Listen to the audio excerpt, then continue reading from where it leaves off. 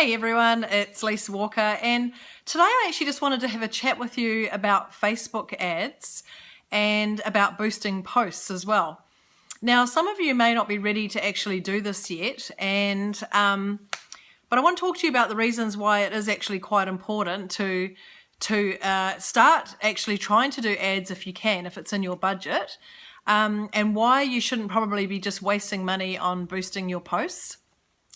Basically, whenever we make up a fan page, which is really, really important in our business, you definitely have to have a fan page, because it kind of, you don't want to just be blasting your personal page with all your business stuff that a lot of your friends won't be interested in. And also with a fan page, it kind of starts to make you an authority in your niche and whatever you're actually advertising. It kind of segments away from your personal page.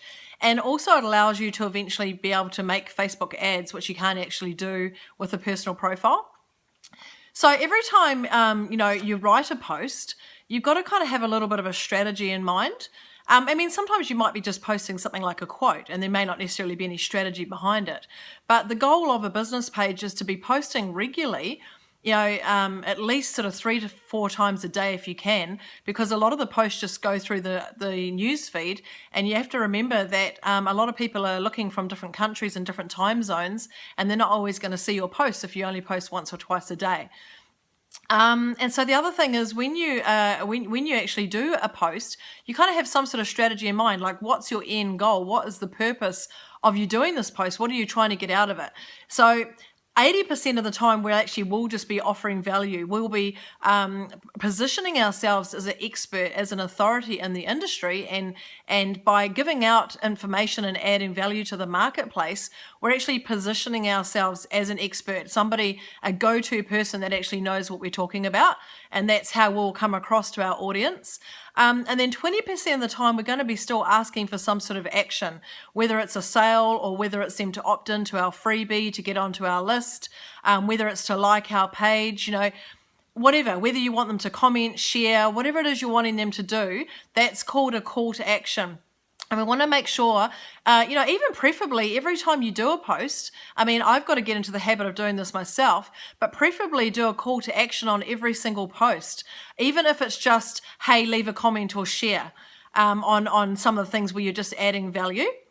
And then on 20% of your posts where you're actually trying to build towards your business, your goal is to build a list. If you haven't got a list, you've got nothing, because your list of the people that are going to be your audience, they're going to be your fan base, they're going to be your subscribers, they're going to be people that will buy from you in the future. These are the people that you're actually building a relationship with. So if you're not building a list, you're really not going to get clients. It's very, very hard. So whether you're a coach or a consultant or you're selling a product or a service, you have to have customers, that's what leads to a sale. So the goal is that you have to ask for the sale or offer your services at least 20% of the time, or else nothing's ever going to happen. And so what we kind of do online is we do this in the way where we offer some sort of value in a freebie or a lead magnet or a freemium. There's lots of different things that people call it.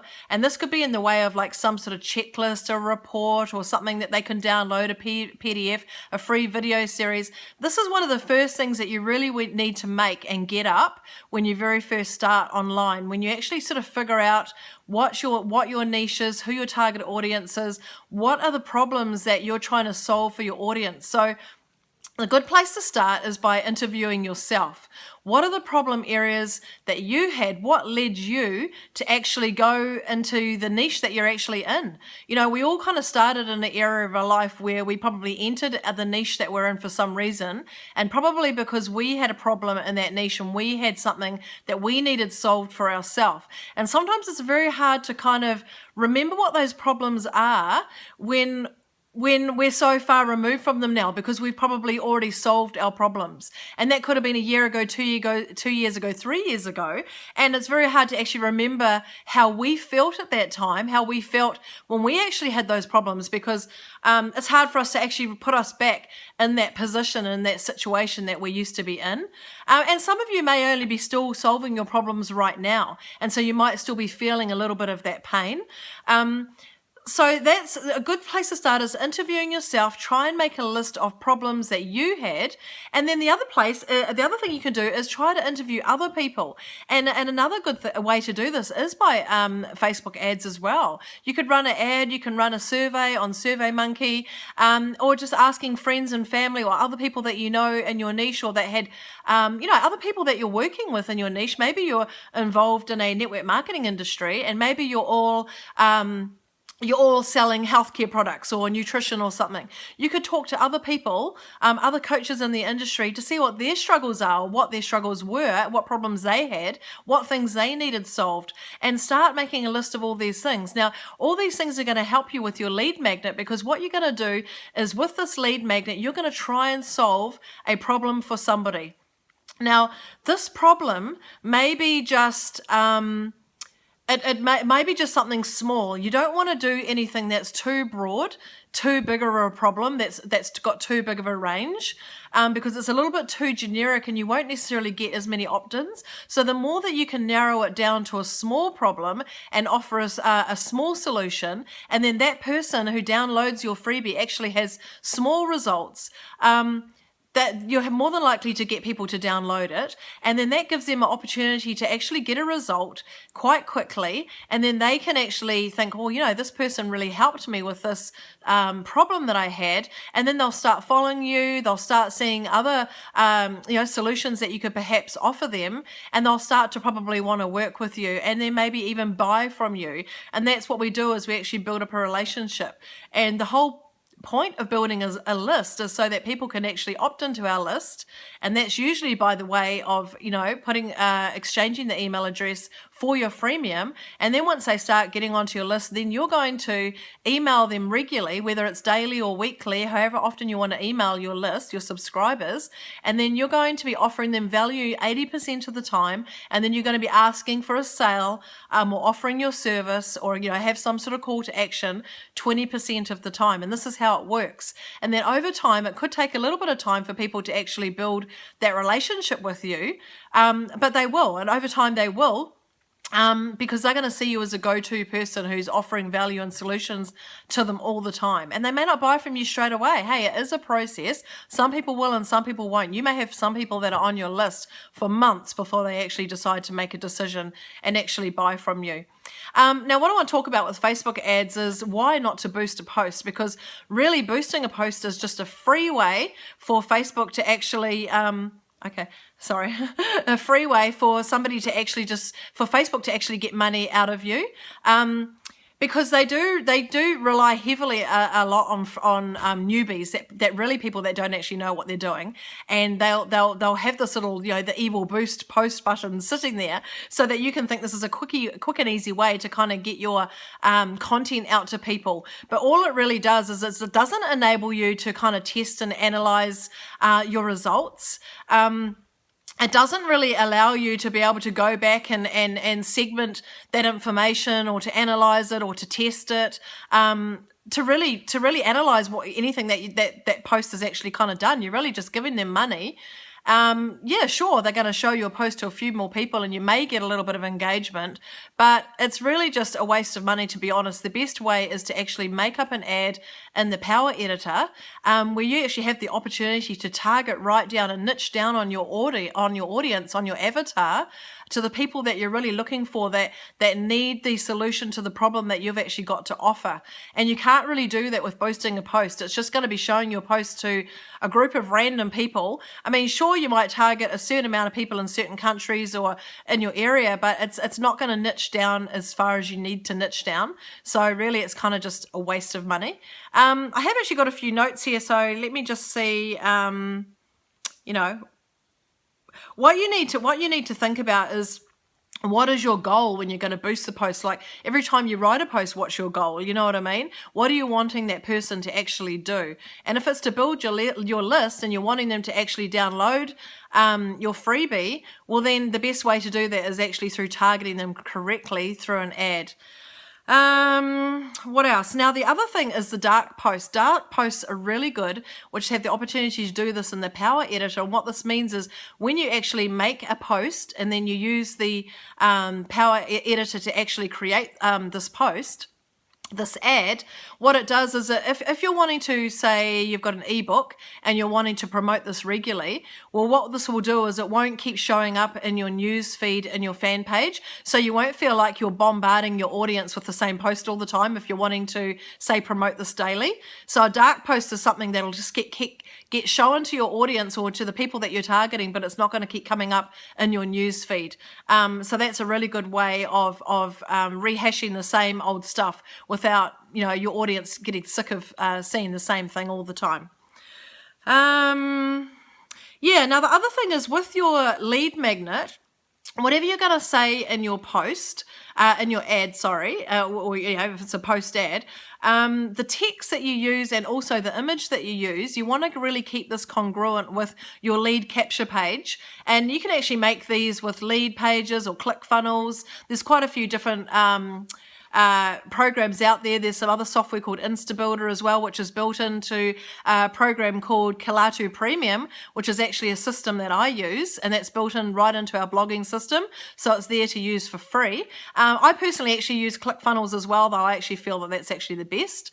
It is pricey, but I think it's well worth it, because what a lot of people don't realize is they think, you know, oh, you can make up a capture page in anything, even MailChimp or some free software. But just because you can use a cheap or a free system to make a lead capture page, it doesn't actually mean that it's going to be good and it's going to convert. So kind of what's the point in a way of putting a whole lot of work into making up these capture pages if they're not going to convert, no one's going to click on them? I think in a way it's way better to pay the, $99 a month or whatever it is, US dollars, to pay for really good high converting software. I really do believe that, and I think that it's one of the main pieces of software that you really need to have, and you need to fit this into your budget. I really do.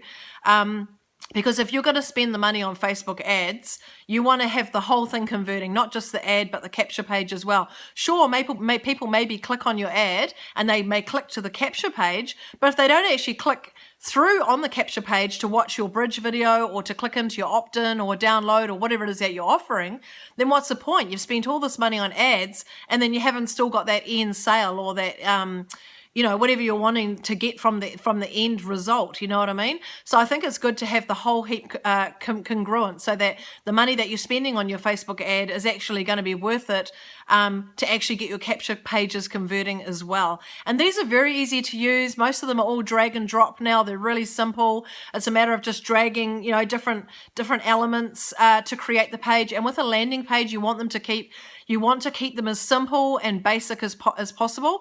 I mean, it's very tempting with all this amazing software to try and make them really fancy, but to be honest, the plainest capture pages are the ones that convert the most. You don't want any other text or any other buttons or anything interfering with those people coming to your page and putting in their email address and downloading your freebie, your free offer, or watching your video, or whatever it is that you're doing. You don't want any other distractions. So that's why it's not really very good to have a capture page just built into a page on your website, because quite often you've got the menu, you've got the sidebar, you've got all these other things happening, and it's too distracting for them to click away and to click on something else and not actually follow through and put in their email address and download your free your lead magnet. So I think that's pretty much really all I wanted to say for this video before it gets too long. But really the thing is, with the Power Editor, is you get to really drill down on your audience and really niche down on the people that you're wanting to actually see the ad, that are more than likely, 99% chance, if they're having those problems and you've got the solution, there's a 99% chance they're going to click, and they're going to click right through, and they're going to download, and they're going to get on your list. And then that's how you start building your subscribers. And this is the main thing that you need to have in place when you start your online business, bringing your business online. And this is a lot of the things, like you can do lots of courses, but they don't always tell you this very first step. They might tell you somewhere in the course that this is something that you need to do, but a lot of them don't outline it, strongly enough that this is the thing that you have to set up first. You really do. So if you haven't done this, you really need to. You need to set up a fan page, 2, start thinking about what it is that you're going to offer for your freemium, and then you need to make that up. And if you don't know how to do that, you can get virtual assistants to make them up for you. They can make really professional lead magnets. I'm actually a virtual assistant by day, so I do this for people as well. If you're going to make a video series, obviously it's got to be you in the videos. That's definitely, the better thing to do. Videos are really good because they help people. Really relate to you more, and they get to see a little bit of your personality. I think videos are really good. Actually, they're high converting lead magnets, and I'm actually in the process of making my own video series as well. And the other secret to a lead magnet is, I know it's very tempting to give away too much value, and you think, oh, the bigger the lead magnet, the longer the lead magnet, the better. I spent days making a really beautiful PDF all on different ways of generating leads online, 33 different ways. And I tell you, I put so much work into it. It's such a good offer. I could pretty much sell it. And I'm getting 0 downloads, and it's because it's too long. A lot of people want quick and easy these days, and so the quicker, even the shorter you can keep the videos, the better. So if you make a video series, maybe make 2 or 3 videos, keep each video maybe 2 or 3 minutes long with some really, really good, 3 really good tips, something that really people are really going to want. And it doesn't actually take long to make these just with your smartphone, and you can set these up really well. And you can even just email the videos out, the link, even to a YouTube link, just in your follow-up sequence that you can set up in your autoresponder, so that when they click into your video series to download it, all you have to really do is have on autopilot to send out the first email with a link to your first video. The next day they get the second email with your next video, and then the third day your third video. Or you could do 3 at once if you want. You can have like a little mini boot camp series. This is a really quick and easy way, and a way of getting a lead magnet up. Because if you've already got the knowledge, it's easy just to turn the camera on and just start talking, and then you can just get it up quick and easy. And look, it doesn't have to be perfect the first time, but just get something up, get something out there, start trying to build your list, and then you'll know by the way of conversions and everything else of how well the lead magnet's going, and then you can start making perhaps a better one or perfecting it. And you can actually have several lead magnets out there. Every Instagram account you could have a different lead magnet. And the other thing to do is, it's a really good idea if you can buy the domain name for your lead magnet. So say, for example, Shalene Johnson's got one called the 30-Day Push. So she's brought the domain name 30daypush.com. I think it's something like that. And that's really good. So say, for example, you're doing a Facebook Live, or you're doing a Periscope, something like that, or a video, you can say, hey, to download my free offer, go to 30daypush.com and download it now. So you want something that's really quick and easy for people to remember, a domain name that they can remember, and they can go straight and type it in. Something really easy. Like what I've done for my Facebook page, for my main fan page, is I went and brought the domain name lisaonfacebook.com. So now everything on Instagram, my videos, everything, I can just say, hey, to follow me on Facebook, go to lisaonfacebook.com. That's really, really simple and easy. I don't have to say facebook.com/blah, blah, blah, that's really long for someone that'll probably forget 5 seconds later. And it's really easy to remember to add that link to everything as well. So I really hope that you've got a lot of value from this today, and that you've learned some stuff, because I see a lot of people out there so confused at really where to start. And I'm telling you, this is the first place to start. I myself didn't even really get this at first, and wasted a lot of time not getting my lead magnet up. And now I know that this is really the one thing you really have to do. And so I'm teaching it to you now so that you can try to work on this straight away. Any questions, leave it in the comments. I'm happy to answer. Share your ideas on lead magnets and different niches if you want, and maybe we can all interact together and give each other ideas, and I can help you with ideas as well. So thanks for watching and staying to the end of this video, and I really hope that you took notes and you learned a lot of stuff today. Thank you. Bye.